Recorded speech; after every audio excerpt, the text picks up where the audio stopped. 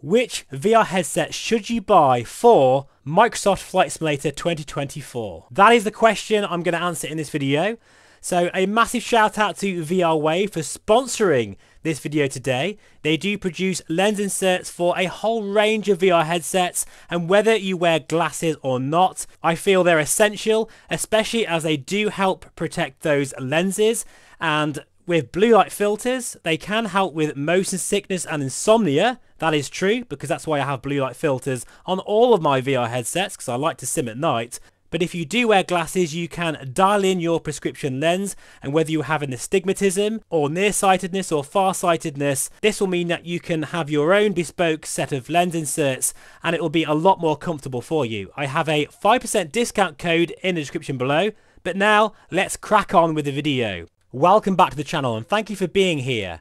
I thought I would do a video on my thoughts on which VR headsets are going to be the best option for MSFS 2024. And now that we know a bit more information, thanks to Jose, otherwise known as the VR pilot, who had the great opportunity to ask all of the VR questions for the community, please check his channel out in the description below. It gives us a good impression and idea of what to expect for the full release, which is not long away at all. So if you are thinking of buying a new VR headset, which ones would be best for this sim?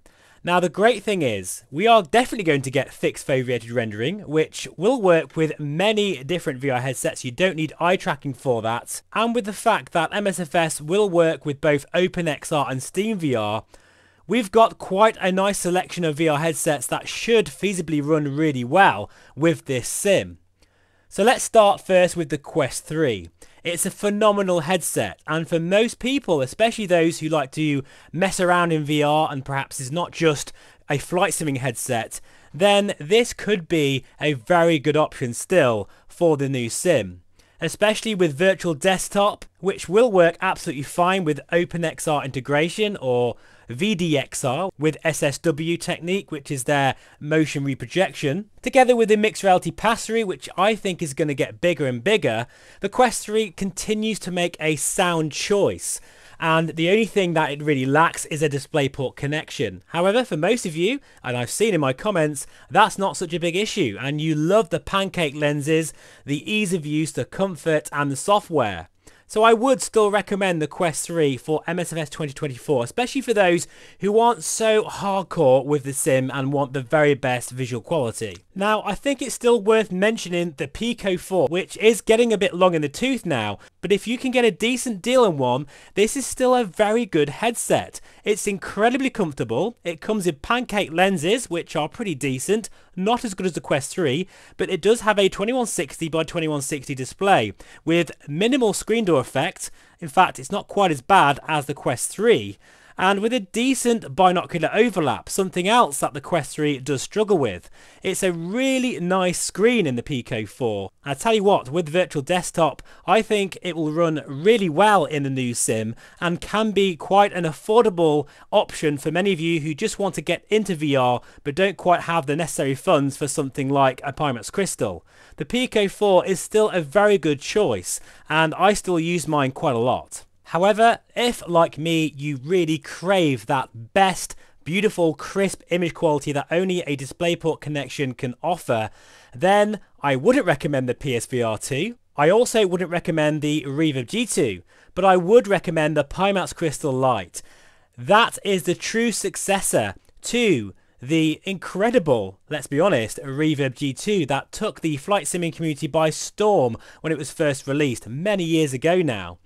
The Pimax Crystal Lite offers sensational image quality at 35 ppd with a QLED display and a very nice respectable 102 degrees field of view. But the great thing about the Crystal Lite is I feel it's very comfortable. It works really well out of the box, in my opinion, and I have a whole host of people on my Discord and via email that are so happy with their purchase. Although it has to be said that at the moment, at the time of recording, there are some quality control issues with Pimax and their lenses. Some people are finding that the headset has pretty bad warping or a really bad sweet spot. If you do have those issues, please do send it back, because I can assure you the crystal light, when it works properly and you get a good one, is a fantastic image. And still, even compared to say the likes of the really high-end stuff, well, it's not that far off, and for the price I think it's excellent. You don't need base stations, you can actually opt to have integrated audio. The whole package I feel is fantastic, and I'm a huge fan of the Pimax Crystal Light. And as they say, the proof is in the pudding, and right now you can see the Pimax Crystal Light being used in MSFS 2024 and it looks super smooth. Bear in mind this is VR footage and it will always look a little bit stuttery. Especially as, keep in mind, Jose had to record on a different computer. And let me tell you, as a content creator, you can spend weeks and months trying to get the best VR recordings for your own setup. But I think it looks pretty good.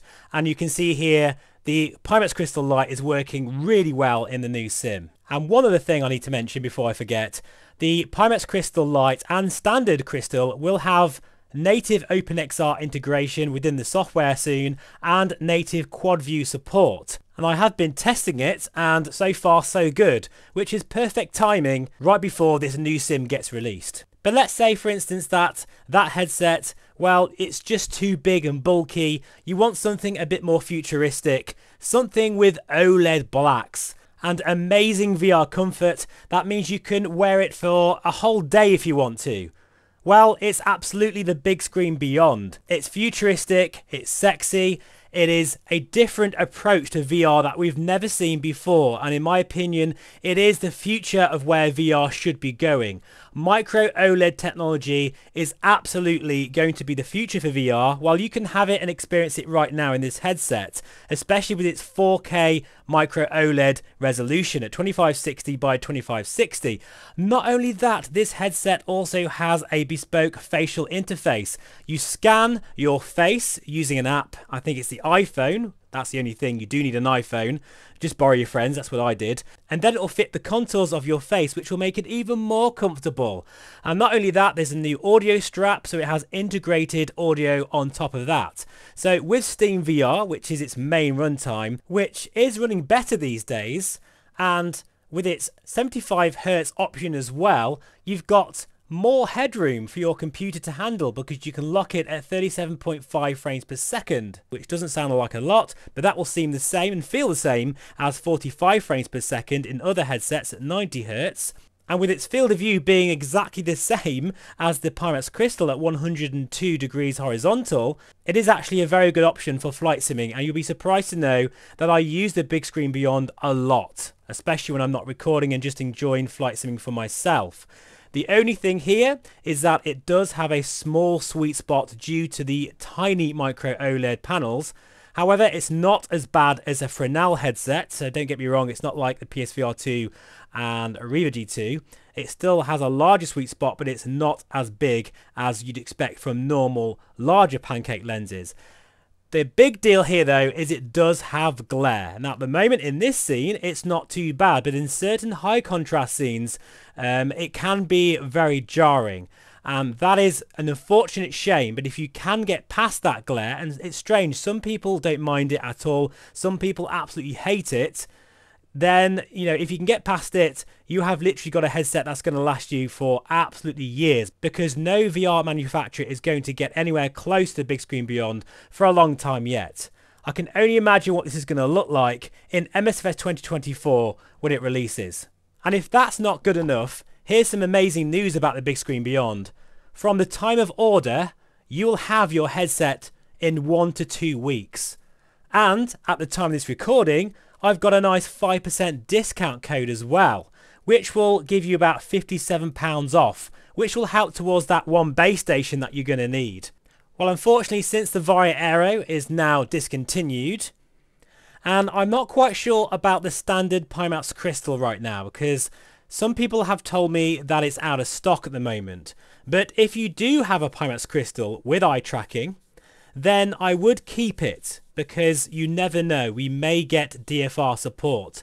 And if we do get dynamic foveated rendering support for MSFS 2024, wow, that's a bit of a mouthful, it will be a massive difference in performance. And I really hope we do, because I do feel this sim is the killer app for VR. This is going to get so many people into VR, especially with its new scenery and avatar mode. It's going to be phenomenal. I cannot wait. Now, there is another headset that I'm going to mention here, and that is the HTC Vive Vision XR. Now, let's just get this straight. I'm not a fan of Fresnel lenses at all, especially going into 2025 soon. Having said that though, with its form factor, active cooling, mixed reality pass-through, nice field of view, and all the rest of it, which, I mean, it does look like a very nice headset. This could be an option if you don't fancy going down the Pimax route, you don't really fancy going for the crazy high-end stuff, and you just want that decent, solid replacement from your Reverb G2 or Vive Pro 2. Now, this does have the same panels as the Vive Pro 2, although I have been told that the field of view is going to be slightly better. I'm not entirely sure if that's true or not. And of course, you're going to get that sleek form factor and everything else. And in terms of the overall setup and software, HTC do have a very minimalist approach, and their proprietary software is very quick and easy to set up. This could be a decent option for many of you, but I will warn you that it has Fresnel lenses, and it's likely it's going to have a very small sweet spot. Right, it's now time to get the big guns out. If you're after the highest quality PC VR experience you can get right now, with the most stunning visuals, the best features, no compromises at all, well, here's the Somnium VR1. And this is the final version. I've got a couple of videos on the channel now. This has actually the same panel as the Pimax Crystal, but that's all. Everything else is completely different, including the build quality, the software, and of course the lenses. This has aspheric lenses, but they are much bigger in terms of their sweet spot. You get a much wider field of view. I get around 122 degrees, although it's slightly squashed down on the vertical. But that display, don't be fooled by the fact I've just said it's the same as the Crystal. It is a lot sharper. Let me tell you, a lot sharper. And I'll just show you a comparison through the lens, which gives you some idea. And the main reasons why it's sharper is because of a few things coming together. It has, as I say, a much better sweet spot. It's a lot brighter. I mean, so much brighter than the Pimax Crystal. When you put the Crystal back on, it actually feels really dull in comparison. It also has very clever sharpening techniques, which is implemented into VR using the NVIDIA sharpening tools. And it makes a massive difference to the sharpness, especially further out. All these things come together to create an absolutely sensational image. It is the sharpest 35 ppd image you can get at the moment, and it really is a feast for the eyes, there's no doubt about it. The thing is about the Somnium VR1 though, it's extremely expensive. There's no getting away from it. It is very, very expensive. And there is different versions available. You can get the classic edition, which is just the VR headset with that amazing image clarity, but I would recommend getting the one with the eye tracking support, just in case MSFS 2024 does get quad views and DFR support, which I do think might actually happen. Just got a feeling, guys. I've got no inside information on this, but I've just got a feeling. And then you'll have a headset that will be future-proofed throughout the duration of this new sim, which is going to be at least 4 to 5 years, I'd imagine. But if you want to go crazy and get the full Ultimate Edition, you will enjoy mixed reality capability, which is very sharp and very nice, with its dual 12 megapixel color pass-through cameras, as well as very quick hand tracking, the full works. This is the top tier, highest level consumer VR headset for flight simulation, and it's absolutely sensational. It's an incredible image, and the only real issue I have is with the comfort of the headset. However, I have opted for a Bobo VR M2 Pro head strap, which has definitely helped me. I've managed now, and I think the video will be on the channel, I've managed a 3+ hour session in it with not too many issues, but it is a heavy headset. The good thing is though, if you're worried about that, go for the one just with eye tracking and it will be a lot lighter. I have so many videos now of the Somnium VR1 on the channel, and it is the ultimate PC VR flight simulation headset right now. It is the best. It's incredible, especially for the consumer market. Now, I'm keep saying this at the moment because at the time of recording, and this could change by now, hopefully not, because making these videos, well, it's a nightmare at the best of times, trying to keep up to date. But the Via XR4 is currently not consumer, but it's going to be soon. Now, with this headset, you do get the option of enjoying a 55 ppd panel.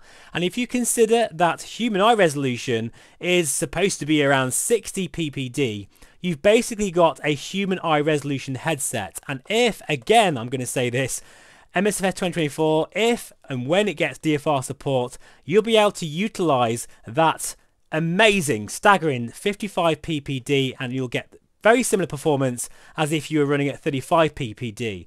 Imagine what this sim will look like at that level of ppd. It will be absolutely incredible. And the Via XR4 happens to be one of the most comfortable headsets I've ever worn, and I friggin' love that one as well. I mean, it's obvious I'm going to enjoy both these headsets because they are at the top of the game, both of them. But the trouble is, of course, we are talking megabucks here, and the Via XR4 is absolutely crazy expensive because it is used to train real-world pilots, including that of the military. And if you have very deep pockets and you don't mind spending that kind of money, then the XR4 is also going to be a formidable headset, especially in MSFS 2024. I can't imagine what it'd be like if we get the full support that will really unlock the true potential of this headset. So there is another headset out there that's not actually released yet. It is the Pimax Crystal Super, which boasts very similar specs to the Via XR4 for not Via XR4 money.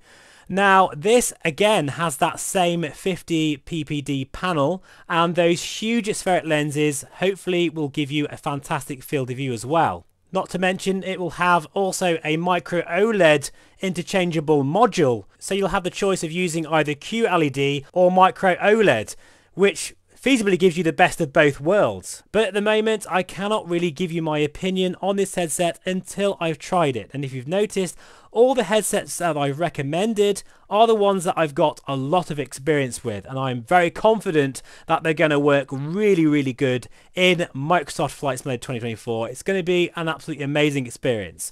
So in conclusion and in reflection, what are my real true feelings about all of these VR headsets? I feel for the majority of most of you out there, the Pimax Crystal Light really makes the most sense. And I'm hoping that Pimax are really going to knuckle down, get that quality control in order. I do feel the Crystal Light is probably the best option for most of you out there. However, I still feel that the Big Screen Beyond could be your next VR headset simply because of the form factor and that micro OLED technology. It really is an experience that is very different from anything else I've ever tried before. And then of course you've got the Quest 3, which I also feel is still a fantastic choice for many of you out there, especially those who don't really want to spend Pimax Crystal Light money. But please keep in mind, by the time you've got a new head strap facial interface for the Quest 3 and a link cable, you are looking at a very similar price to a Crystal Light, which in my opinion gives you a much better high quality experience. Please do let me know in the comments what are your thoughts on this. Are you excited for MSFS 2024? I know I am, and it's not long away now. It's going to be an incredible end to the year. Thank you so much for watching. Plenty more content coming on all things MSFS 2024, as well as DCS World, MSFS 2020, and maybe even X-Plane 12 with many different headsets, including some new ones in the future. Thank you for watching. As always, take care and bye for now.